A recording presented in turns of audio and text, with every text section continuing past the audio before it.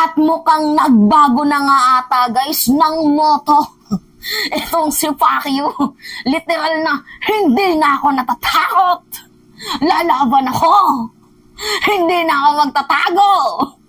Talagang literal na atapang-atao na. Ngayon, itong si Pacquiao. So ngayon, ano nga ba yung ganap? Diba? Ganito kasi yun guys. Nagsalita na po itong si Pastor Apollo Kibuloy sa mga relihista niya doon sa Liwasang Bonifacio. Although, hindi naman po siya pumunta sa Liwasang Bonifacio pero meron siyang audio. So, pinaliwanag niya kung bakit daw po nahantong sa ganitong pangyayari. Pinaliwanag niya yung pinakauna, yung pinakatotoong issue kung bakit daw po nangyayari ang lahat ng ito sa kanya. So, ginigipit daw po siya ni House Speaker Martin Romualdez, ni President Marcos. It is that because yung SMNI po tinutuligsa ang mga maling pamamaraan, maling ginagawa, maling pamamalakad ng administrasyon. Doon daw po nagsimula ang lahat ng ito. Yun po yung sabi ni Pacquiao. Lalo pat nung tinalakay yung issue ukol dito sa travel funds ni House Speaker Martin Romualdez. Yun daw po yung totoong issue dito na parang dinadivert lang po sa kanya. So nagalit daw itong si House Speaker Martin Romualdez, sabi ni Pacquiao, dahil nga gustong pabuksan ang aklat ng travel funds ni House Speaker Martin Romualdez. So ngayon guys, nagalit itong si Romualdez daw. Kaya ang ginawa, ginagantihan siya para yung issue ma-divert sa kanya. Yun daw po yung totoong issue dito. Na yan po yung sabi ni Pastor mo Apollo Kibuloy. Naku Kibs, wag nga kami. Ay, ang gusto nyo lang kasi mangyari, hindi kayo tuligsahin sa mga maling ginagawa nyo. Yung pami-make news, red tagging, 'di ba? Ay gusto nyo, walang nangingialam sa inyo kagaya ng ginawa ni former President Duterte na hinahayaan lang kayo. Yun yung totoong issue dito, hindi yung sa travel funds. 'Di ba? Yung sa confidential na hindi lang kayo napagbigyan, diyan kayo naghimutok eh. 'Di ba? Anyway, ito yung video ni Pacquiao. Panoodin muna natin guys bago ako magbigay ng comment.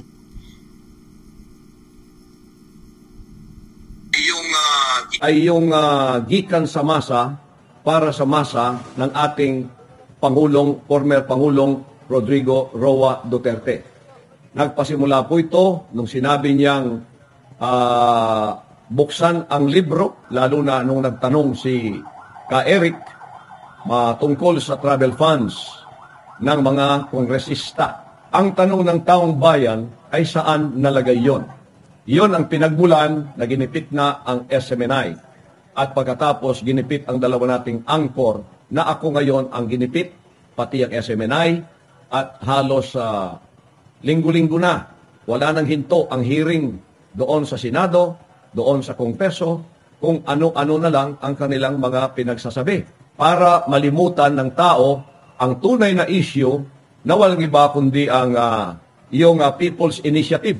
Ipagtanggol ang ating kalayaan na ngayon ay sinisikil at ibalik natin ang issue ng pera ng taong bayan. At nakita ko kung ano ang pinagmulan ng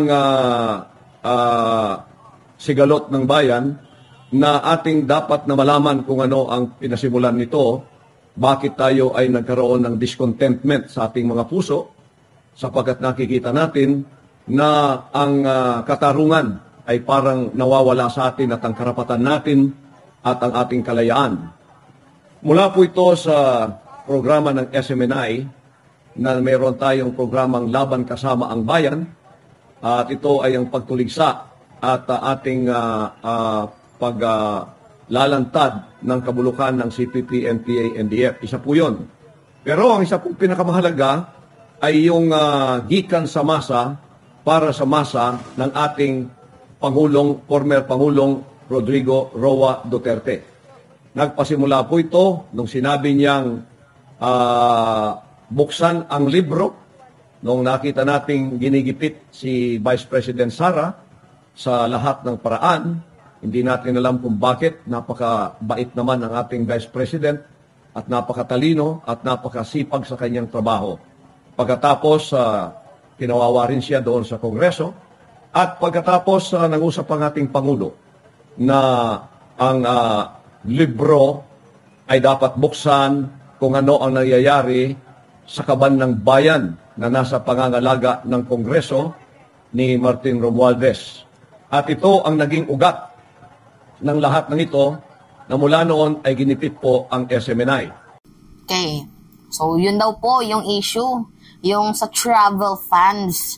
Tapos, gusto daw ibalik ni Pacquiao yung totoong issue sa kaban ng bayan. Ibalik natin sa 125 million, 51 billion. Doon yung totoong issue. Huwag nga kami, Pacquiao. Masyado ka namang nagmamanipulate. Matend ka, yun. So anyway guys, yan po yung pagmamaniobra na ginagawa ni Pacquiao ngayon. Na ang totoong issue daw is yung travel funds ni House Speaker Martin Romualdez. Well, para sa akin, yung totoong issue dito guys, yung pinakaugat na na nagsimula ang hidwaan na to doon sa Tambalos-Los issue. And then nasundan ng confidential funds kasi hindi pinayagan, hindi inalaw ng Congress itong hinihingi ni Vice President Sara Duterte na 650 million. Kasalanan din niya naman kung bakit hindi binigay, hindi inaprobahan ng Congress. Hindi niya naman kasi pinaliwanag kung saan niya gagamitin yung 125 million confidential funds niya within 11 days. Patuloy niya lang itong ini-skip, 'di ba? Patuloy niya lang ini-skip itong issue na to. Hindi nga niya masagot-sagot kung saan niya ginastos. Confidential funds ba ang tree planting? Ang transportation? Tapos within 11 days na ubos? 'Di ba? Doon pa nga lang hindi niya masagot yung issue kung saan ginasta itong 125 million, tapos manghihingi na naman siya ng panibagong confidential funds na hindi niya ipapaliwanag kung saan niya gagamitin. Diba? Paano naman kami mga pinanganak nito kahapon, Kibs? Yun yung totoong issue dito. Na nagalit ito si former President Duterte dahil ang kanyang anak hindi nabigyan ng confidential funds. Syempre, yung SMNI pro Duterte yan. So, na-recruit yung galit. Yung galit ni Digong, na-recruit sa SMNI. Yung SMNI, yung mga anchors, galit na din kay President Marcos. So, samot-saring fake news, disinformation, pang-red tag, ang nilalabas nila na kahit itong si House Speaker Martin Romualdez ay kakampi daw ng mga CPP. Yan na yung kinalabasan na. Samot-saring fake news na. Kasi ang gusto nila, powerful pa din sila. For your information, tapos na po ang termino ni former President Duterte. Tanggapin nyo na yung katotohanan na wala na si Digong sa pwesto. Si President Marcos na ngayon ang nakaupo. Hindi po, kasi guys, si President Marcos, hindi niya talaga, hindi niya pinapalagpas ang mga masasamang gawa dito sa ating bayan. Siyempre, yung pangalawang pagkakataon na binigay ng taong bayan, hindi niya na po ito sinasayang. So, bawat pagkakamali ay talagang literal na kanyang tinutuligsa. So, syempre, di ba, pinatalsik na nga, nalangan naman gumawa pa ng kalokohan ngayon.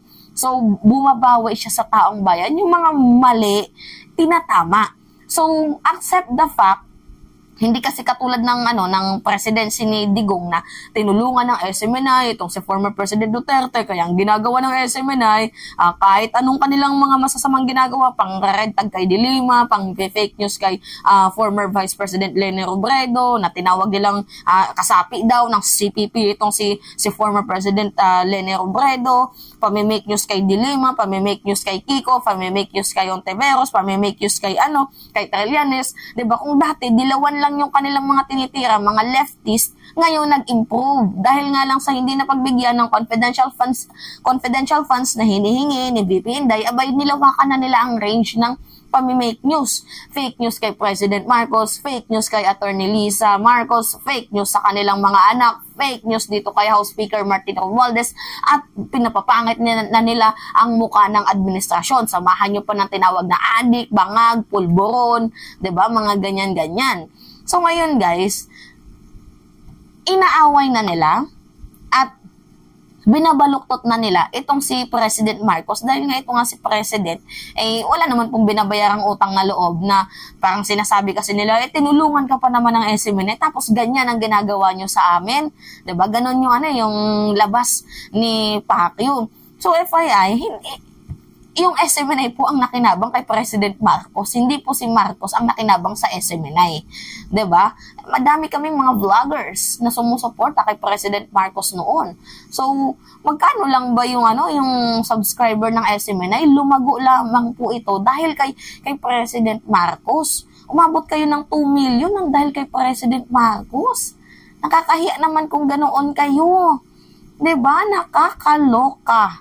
So, yan nga guys, yung issue ni Pastor Mukibs, nagsimula daw po ito sa travel funds. Where in fact, nagsimula ito doon sa nilalakad nilang impeachment para kay President Marcos na nililibot ni Gloria Macapagal Arroyo doon sa Kongreso at sa Senado. 'Di ba? Na siyang nabuking ni House Speaker Martin Romualdez kaya dinemote itong si GMA.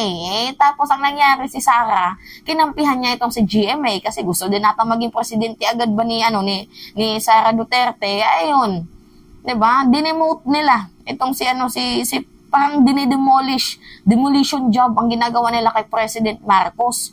So ngayon, from demotion kay GMA, nagtambalos-los issue na itong si Inday. Hanggang sa yung request niya hindi na-aprobahan, ayun na, doon na nagsimula ang lahat. Hindi po sa travel funds, kasi yung travel funds, fake news po yun, kaya wag kami Pacquiao. Diba? Nakakaloka, magda-divert na nga lang kayo ng issue. Anyway, kung hindi dahil sa issue na to guys, sa awayan ng mga Marcos, hindi ko marerealize na itong si former Vice President Leni Robredo is number 1. Napaka number 1 po guys na inaatake ng disinformation. Pero kahit inaatake po siya ng disinformation, never niya po itong pinatulan. Hindi katulad kay VP Inday na meron pang oras para i-defend ang kanyang sarili. 'Di ba? Na part lang po ito ng black propaganda ng demolition job, 'di ba? Yan po yung yung pagdidepensa ni former Vice President Leni Robredo sa kanyang ni Vice President Sara Duterte sa kanyang sarili. Samantalang itong si former Vice President Leni Robredo never pong nagkaroon ng time para i-defend ang kanyang sarili, kundi trabaho siya ng trabaho nung panahon ni former President Rodrigo Roa Duterte. Kasi guys, inaatake nila si Leni Robredo Kawawa nga itong si VP Leni. Samahan mo pa ng mga kaalyado niyang opposition, itong mga dilawan, 'di ba? Si Risa, si Trillanes. Si Trillanes talaga guys, literal na kinawawa din panahon ni Digong, 'di ba? So ngayon, nilawakan na nila yung range nila. Hindi lang sa dilawan, sa leftist yung target nila, kundi sa administrasyon na. See? 'Di ba? Ngayon, yan yung napala nyo. Nahalungkat, buti na lang nang dahil sa away na to, na-realize ko na itong mga opposition na to, na dati ay kaaway natin guys, 'di ba? Alam nyo naman si Mima, tina-target ko din tong opposition na to, pero dahil sa away ng mga Duterte at Marcos, namulat ako sa katotohanan kung gaano kasama ang ginagawa ni former President Rodrigo Roa Duterte, kung kaya't itong mga leftist na to, grabe magsalita. May pinanghuhugutan sila kasi nga nawawalan sila ng boses. Kasi nga, itong si former President Duterte, magsalita ka, mag-criticize ka, meron kang kalalagyan. So ngayon talaga sila nagbabawi kasi yung administrasyon ni President Marcos is a briefing room. 'Di ba? Lahat may kalayaan. 'Di ba? Anyway, yun lamang ho guys, at it's me again, si Mima Alicia Nyot, nagbabalik ulit para sa ating panibagong video.